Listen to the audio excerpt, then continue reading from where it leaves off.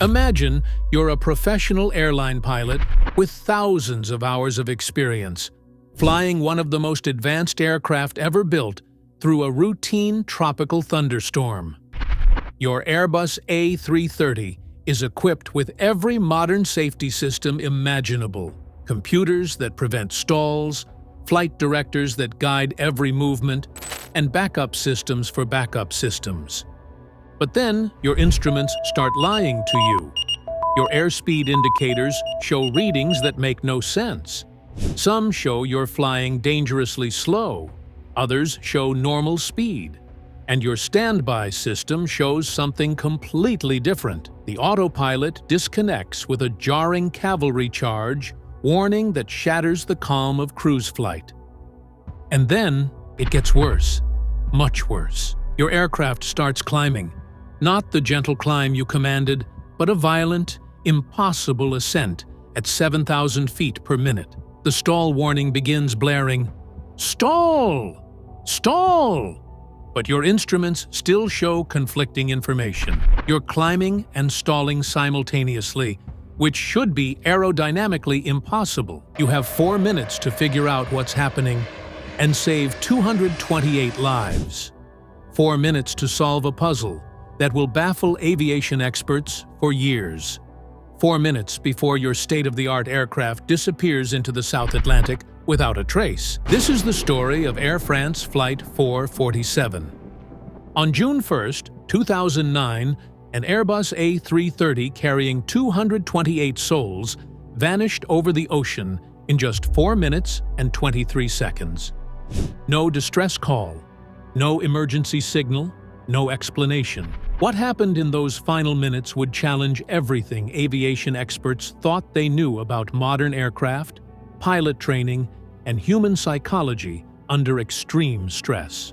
The evening of May 31st, 2009, at Rio de Janeiro's Galeão Airport, Captain Marc Dubois completed his pre-flight briefing with the confidence of a seasoned professional. At 58 years old, with over 11,000 flight hours and extensive experience on South American routes, Dubois represented exactly the kind of expertise passengers trusted with their lives. His crew was equally qualified. Pierre-Cédric Bonin, 32, would serve as the pilot flying from the right seat.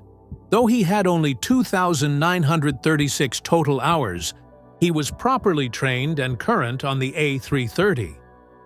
David Robert, 37, would initially occupy the observer seat before relieving the captain during the mandatory rest period.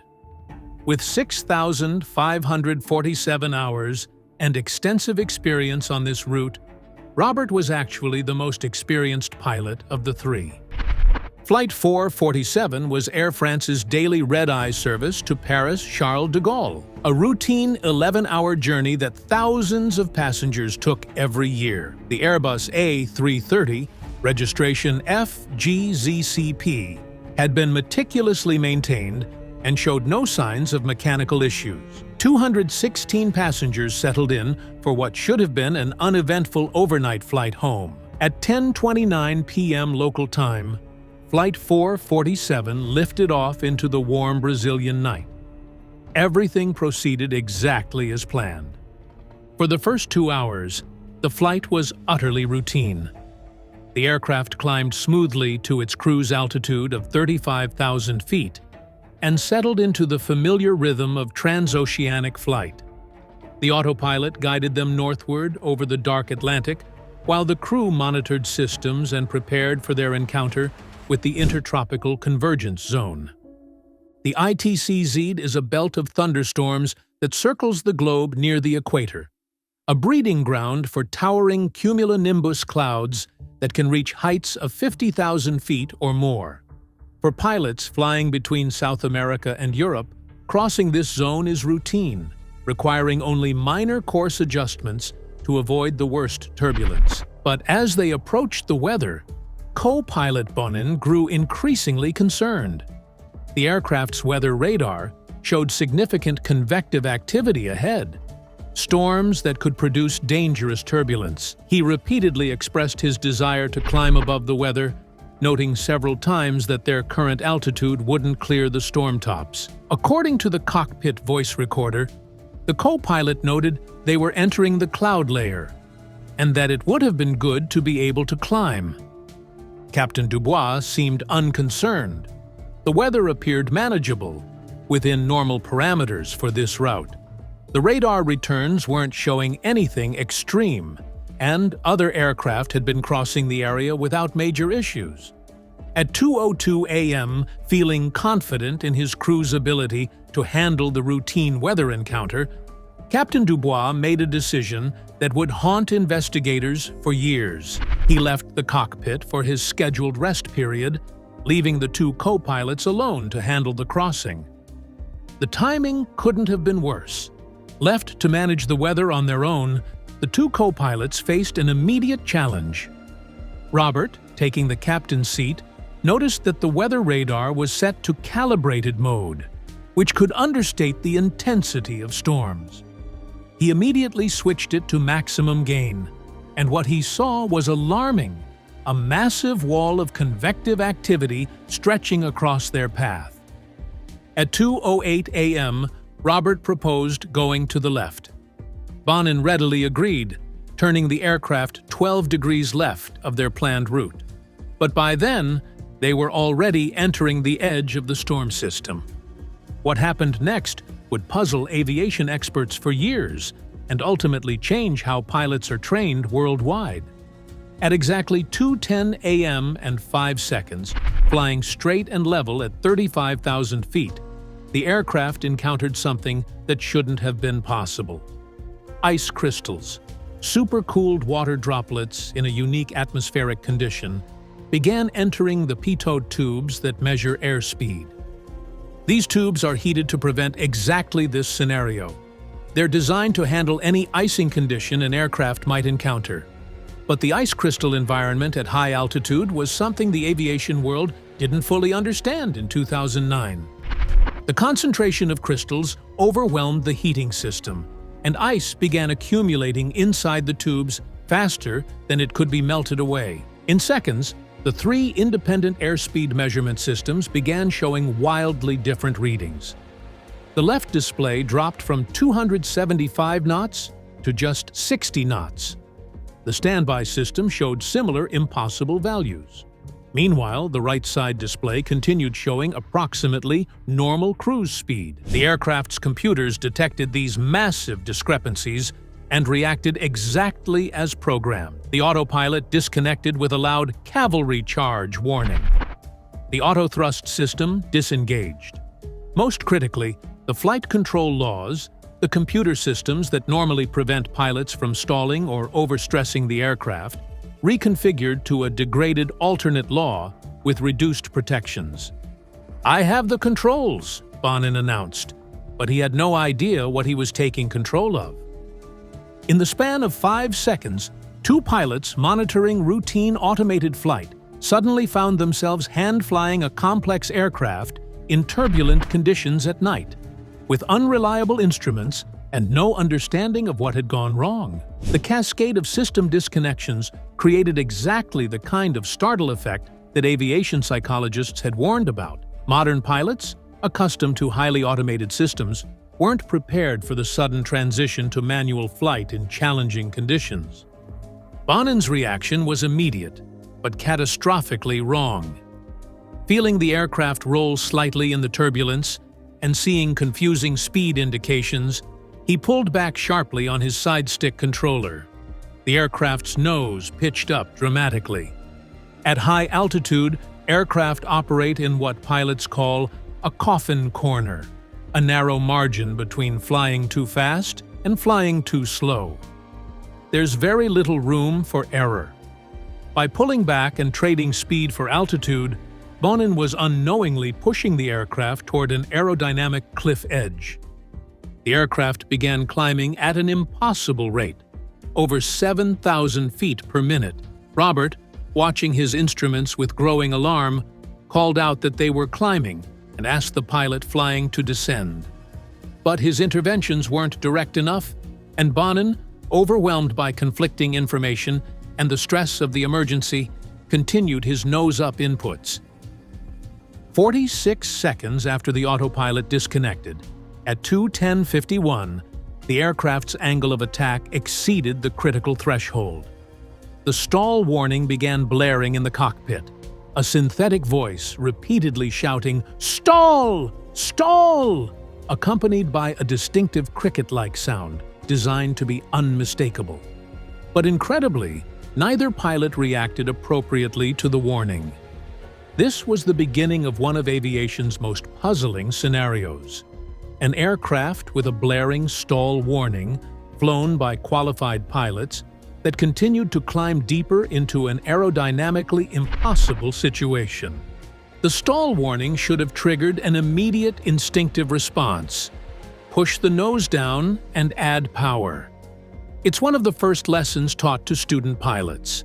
But in the confusion of the moment, with unreliable instruments and the stress of multiple system failures, this fundamental principle of flight was ignored.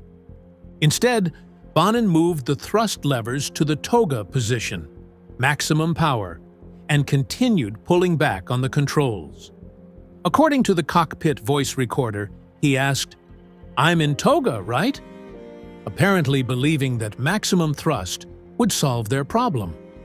This was exactly backward.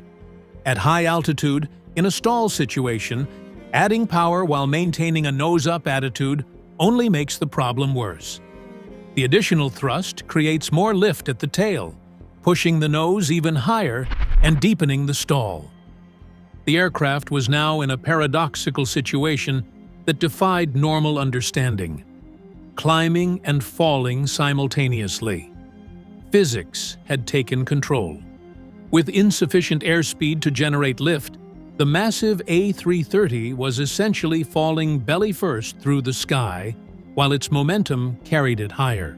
Captain Dubois, awakened by the commotion, rushed back to the cockpit at 2:11:42. What he found was a scene of absolute confusion. An aircraft pitched nose up at 15 degrees, engines at maximum power, descending rapidly through 35,000 feet, despite showing a nose-up attitude. According to the cockpit voice recorder, he immediately asked what they were doing, but by then it was beyond anyone's ability to diagnose and correct.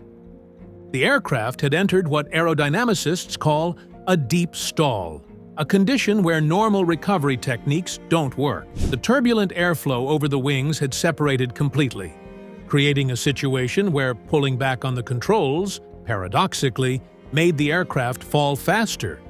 Yet the confusion in the cockpit was total. The intermittent stall warnings, caused by the ice-blocked pitot tubes producing unreliable airspeed readings, meant the warning sounded and then stopped, sounded and then stopped. This made it impossible for the pilots to maintain a clear understanding of their situation. "What's happening?" "I don't know what's happening," Robert called out, his voice rising with panic. "We're losing control of the aircraft here. We lost all control of the aircraft." The cockpit voice recorder captured these final minutes with chilling clarity. 3 professional pilots, trained on the most advanced aircraft in the sky, completely unable to comprehend that their aircraft was in a simple, if deep, stall condition. As they descended through 20,000 feet, the cockpit voice recorder captures Bonin saying, "I have the impression that we have some crazy speed." He even tried to deploy the speed brakes, apparently believing they were going too fast despite the continuous stall warnings. The solution remained heartbreakingly simple. Push the nose down and let the aircraft accelerate back to flying speed. But trapped in their confusion, with unreliable instruments and the stress of an emergency they couldn't understand, none of the 3 pilots took this basic action. In the final seconds, as the ground proximity warning system began shouting its automated warnings, both pilots actually followed its command, pulling back on their controls, even as the aircraft fell toward the ocean. The final recorded words from the cockpit voice recorder tell the story of their confusion. "We're going to crash." This can't be true. At 2:14:28, after 4 minutes and 23 seconds of confusion and crisis, Flight 447 impacted the Atlantic Ocean. The collision was so severe that the aircraft was completely destroyed. All 228 people on board perished instantly. But for investigators, the mystery was just beginning. When Flight 447 failed to make its scheduled radio contact, the initial reaction was calm. Radio communications over the South Atlantic were notoriously unreliable. It wasn't until several hours later that authorities realized something was catastrophically wrong. The first clue came from an automated system. Modern aircraft continuously transmit diagnostic information via satellite, and Flight 447's computers had sent a burst of error messages in its final minutes. These messages spoke of conflicting airspeed indications, flight control system reconfigurations, and various system warnings, but they provided no clear picture of what had actually happened. Search and rescue operations began immediately, but the aircraft had vanished in one of the most remote areas of the Atlantic Ocean. The search zone was vast, thousands of square miles of empty ocean with no radar coverage and no witnesses. Within days, searchers found floating debris and some human remains, confirming that the aircraft had been lost. But the crucial evidence, the flight data recorder and cockpit voice recorder, remained on the ocean floor nearly 13,000 feet below the surface. Without these black boxes, investigators could only speculate about what had caused one of the world's most advanced aircraft to simply fall from the sky. The first theories focused on weather. Perhaps the aircraft had encountered extreme turbulence or a microburst. Others suspected catastrophic structural failure. Maybe some unknown flaw had caused the aircraft to break apart at cruise altitude. Terrorism was also considered. The complete disappearance, with no distress call and no warning, seemed consistent with some form of attack. As months passed without answers, Flight 447 became aviation's greatest mystery. The search for the black boxes expanded into one of the most expensive and challenging recovery operations ever undertaken. For nearly 2 years, teams of investigators combed the South Atlantic seafloor using robotic submersibles and advanced sonar systems. The search area covered thousands of square miles of underwater mountains and valleys where the wreckage could be hidden. Finally, in April 2011, searchers located the main wreckage field. The aircraft had come to rest on an abyssal plain nearly 4,000 meters below the surface, broken apart by the force of the impact. Most importantly, they found the black boxes. When investigators finally analyzed the flight data and heard the cockpit voice recordings, the truth about Flight 447 was more disturbing than anyone had imagined. This wasn't extreme weather or mechanical failure. It was a story of confusion, miscommunication, and the deadly interaction between human psychology and modern technology. The blocked pitot tubes had triggered the sequence of events, but ice crystal icing was a known phenomenon. Procedures existed to handle unreliable airspeed situations.